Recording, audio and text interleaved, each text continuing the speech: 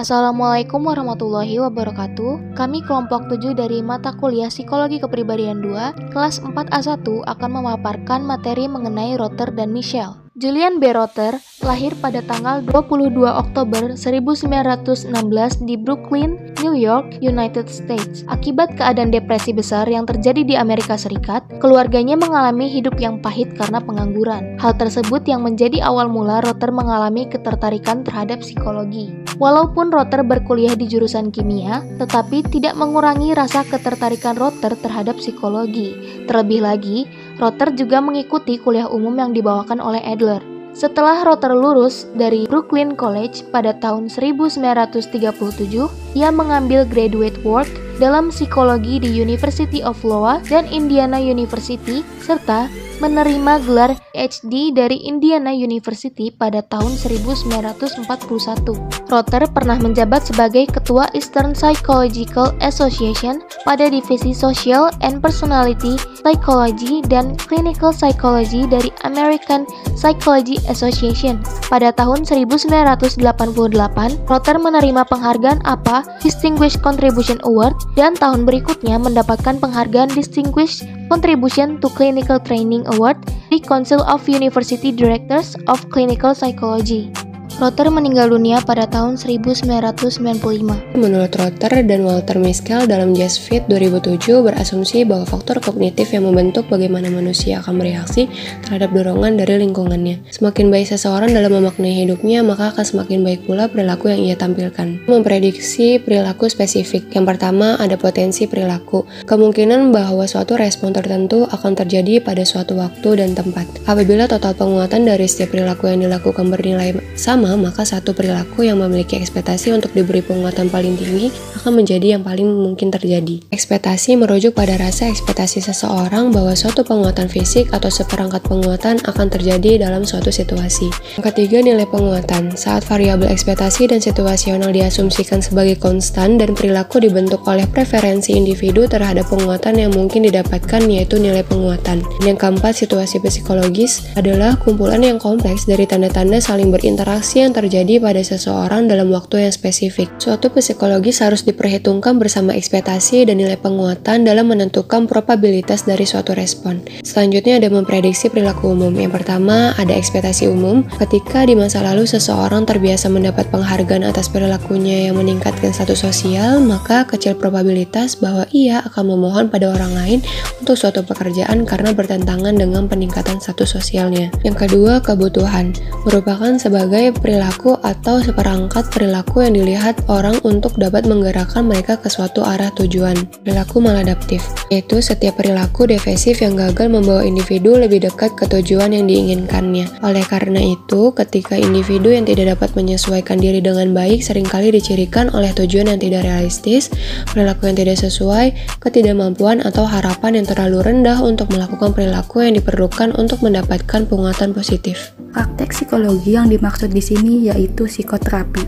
Bagi Rother, permasalahan psikoterapi adalah permasalahan bagaimana membuat perubahan pada perilaku melalui interaksi antara satu orang dengan orang lain, yaitu interaksi antara klien atau pasien dengan psikolog atau psikiater. Jadi, melalui interaksi dalam praktek psikoterapi, individu berarti melakukan pembelajaran dalam situasi sosial. Seorang terapis harus menjadi partisipan yang aktif dalam interaksi sosial dengan pasien atau kliennya. Terapis berusaha untuk mengurangi perbedaan antara nilai kebutuhan dengan kebebasan bergerak.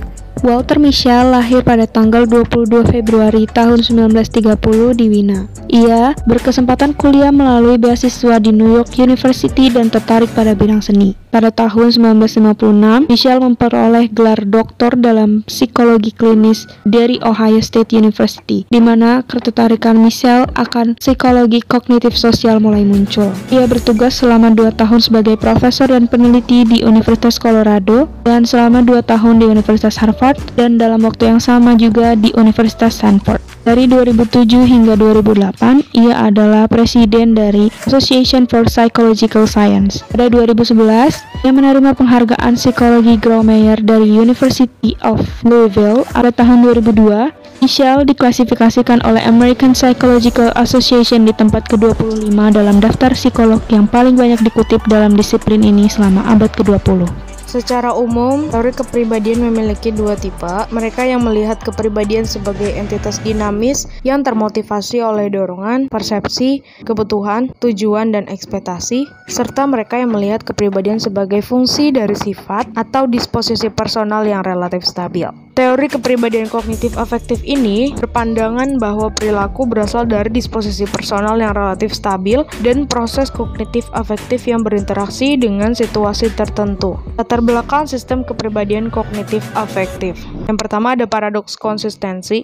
Misal melihat bahwa orang awam ataupun psikolog profesional tampaknya secara intuitif meyakini bahwa perilaku manusia relatif konsisten, tetapi bukti empiris menunjukkan banyak variasi dalam perilaku suatu situasi yang disebut sebagai paradoks konsistensi. Yang kedua, interaksi manusia situasi. Misal dapat melihat bahwa manusia bukanlah suatu wadah kosong tanpa ada sifat kepribadian yang bertahan di dalamnya.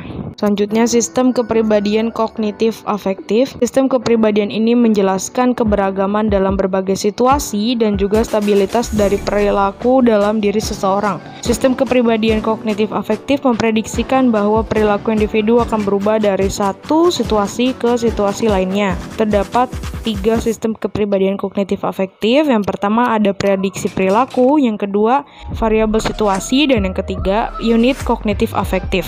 Kritik terhadap teori belajar sosial kognitif. Rotter dan Michelle telah sama-sama mengembangkan teori pembelajaran untuk manusia yang berpikir, memberikan nilai, dan terarah pada tujuan dibandingkan untuk hewan laboratorium. Yang pertama, teori belajar kognitif sosial telah menghasilkan banyak penelitian dari segi kuantitas ataupun kualitas. Yang kedua, sifat empiris dari kedua hasil kerja Rotter dan Michelle menguraikan teori ini untuk dapat dikaji, ulang, dan diverifikasi. Akan tetapi, rumusan prediksi dasar dan rumusan prediksi umum sepenuhnya bersifat hipotesis dan tidak dapat dikaji secara akurat. Yang ketiga, gagasan Rotter atas psikoterapi cukup eksplisit dan merupakan panduan yang cukup membantu bagi terapis. Tetapi, teori kepribadiannya tidak sepraktis itu. Serupa dengan hal tersebut, teori Michelle hanya cukup berguna untuk terapis, guru, dan orang tua. Yang keempat, Rotter sangat berhati-hati dalam mendefinisikan istilah yang sama, tidak akan memiliki dua arti atau lebih. Michelle, seperti Bandura, telah mengembangkan teori dari penelitian empiris yang kuat, suatu prosedur yang sangat memfasilitasi konsistensi. Yang kelima, secara umum, teori ini relatif sederhana dan tidak berusaha untuk memberikan penjelasan mengenai semua kepribadian manusia. Sekali lagi, penekanan pada penelitian daripada spekulasi filosofis telah berkontribusi dari teori belajar kognitif sosial Rotter dan Michelle. Sekian dari presentasi video ini dan terima kasih.